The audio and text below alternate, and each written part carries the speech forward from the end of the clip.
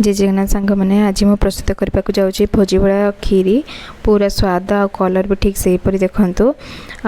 माने खीरी चाउल स्वतंत्र मिली थाए आपण पचारे खीरी चाउल दिंतु सी देवे खीरी चाउल से बहुत परिश्रम करने को पड़ न था माने सांगे सांग सीझीगले हो गला खीरी आ किसी दरकार नहीं एपटे क्षीर फुटुची 2 लिटर क्षीर कहीं 40-50 जन बनाऊँ मिल्क मेड गोटे नहीं गली आ खीरी चाउल जो नहीं 3 गिना पानी आउ 2 गिना क्षीर देकी कुकर 3-4 सीटी देकी टिके समय माने 2-4 मिनिट पर खोली दिंतु खोलीदेला से अध गिना चीनी आ 4-5टा गुजराती को ग्राइंडिंग पूरा करने गुजराती ठेसवा भी समय बहुत लगी था ता भी करने को पड़ो नहीं पूरा ग्राइंडिंग हो चीनी सांगे पूरा मिक्स हो गला अल्प पानी आ क्षीर 2 लिटर दे ताको पूरा बढ़िया से फुटे चलती फुटे गला आपण गुजराती भी बढ़िया बासना है कि माने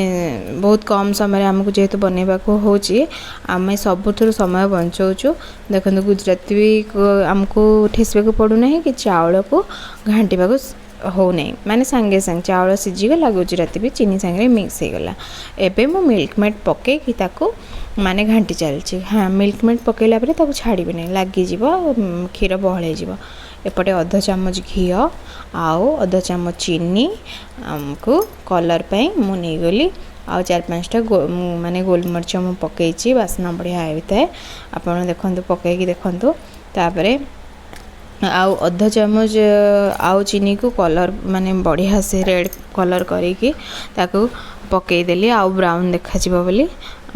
से ड्राई फ्रूट्स को भाजी नहीं सब एपटे खीरी फुटी चलची फुटी गला देखो कलर तार चेंज हो चलची आउ सब ड्राई फ्रूट्स को भाजिकी नहीं रखीदे